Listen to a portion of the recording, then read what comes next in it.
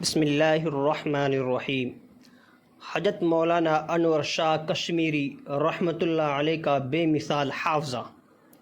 حضرت مولانا انور شاہ کشمیری رحمۃ اللہ علیہ مصر تشریف لے گئے۔ وہاں کتب خانے میں ایک کتاب نور الازا دیکھی۔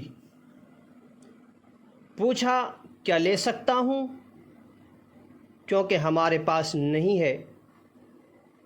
انہوں نے کہا ہم نہیں دے سکتے۔